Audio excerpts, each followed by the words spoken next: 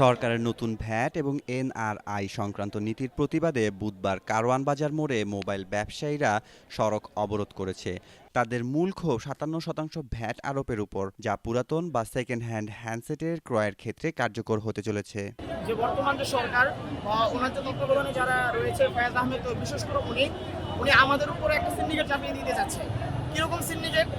উনি কোনো রকম প্রেস কনফারেন্স ছাড়া, কোনো রকম যাচাই বাছাই ছাড়া উনি আমাদের প্রতিটা হ্যান্ডসেটের ৫৭% ট্যাক্স বসিয়ে দিতে যাচ্ছে, যেটা সাধারণ জনগণ থেকে শুরু করে ব্যবসায়ী মানে সবাই ক্ষতিগ্রস্ত হবে।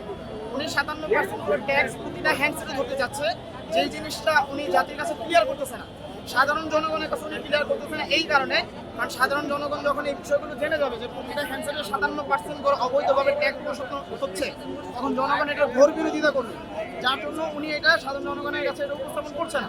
ব্যবসায়ীদের দাবি, এত উচ্চ হারে ভ্যাট বসালে ১ লাখ টাকার হ্যান্ডসেটের দাম হবে ১,৫৭,০০০ টাকা। এতে সাধারণ ক্রেতারা ক্রয় ক্ষমতা হারাবেন এবং মোবাইল ব্যবসার একটি বড় অংশ অর্থাৎ ব্যবহৃত বা রিফারবিশড ফোনের বাজার পুরোপুরি ভেঙে পড়বে।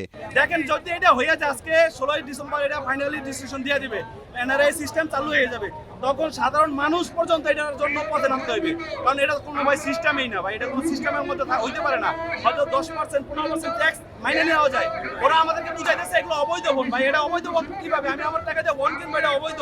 আমি একজনের কাছ থেকে ইউজ ফোন কিনবো, এটা আমার অবৈধ কিভাবে সম্ভব? ভাই আমরা প্রত্যেকটা জিনিসে ইউজ কিনতে আসছি, সেকেন্ড হ্যান্ড কিনতে আসছি, কিন্তু মোবাইলের বেলা আমরা সেকেন্ড হ্যান্ড কিনতে পারবো না। ব্যবসায়ীরা প্রশ্ন তোলেন, এনআরআই সিস্টেমের আওতায় সকল ফোনকে রেজিস্ট্রেশন করতে হলে কিভাবে সেকেন্ড হ্যান্ড ফোন বিক্রি করা সম্ভব হবে? ৫৭%, ১ লাখ টাকার ফোন আমাদের দেশের মানুষের ১,৫৭,০০০ টাকা দিয়ে কেনা তো সম্ভব না। আপনি কেন 1 লাখ টাকার ফোন ১,৫৭,০০০ টাকা দিয়ে কিনবেন? এটা কোনোভাবেই যৌক্তিক না। এখন আমাদের দাবি হচ্ছে একটাই, যে ট্যাক্স আমরা দিব, সমস্যা নেই, এটাকে ৮ থেকে 10% ধরে সাধারণ জনগণ যেন এটা বহন করতে পারে। এখন আজকে আপনি এইভাবে ট্যাক্স যদি বৃদ্ধি করে দেন, তাহলে একটা ভালো মানের ফোন থেকে আপনি বঞ্চিত হবেন। আজকে আপনি বঞ্চিত হবেন, কালকে আমি হব, এভাবে একে একে দেশের সবাই।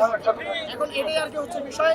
আন্দোলনকারীরা হুঁশিয়ারি দেন যে এই অযৌক্তিক নীতির কারণে নতুন ব্যবসায়ীরা নয়, একসময় সাধারণ জনগণও রাস্তায় নেমে আসতে বাধ্য হবেন। তারা অবিলম্বে এই কঠোর নীতি বাতিলের দাবি জানান। আমাদের দাবি, আমাদেরকে ট্যাক্স সহনশীল করতে হবে। মিনিমাম 10% থেকে 15%, সর্বোচ্চ 15% ট্যাক্সে দিলে আমরা এটা দাবি মানিয়ে নেব। আর অনতিবিলম্বে তৈয়বে যে ভুলভাল মানুষের উপরে অনৈতিকভাবে যে ৫৭% ট্যাক্স আরোপ করছে, যে সিস্টেমটা চালু করছে, এটা ওরে জবাব দিতে হইব, ওরে পদত্যাগ করতে হইবে। মেহেদী মাসুদ, জনকণ্ঠ।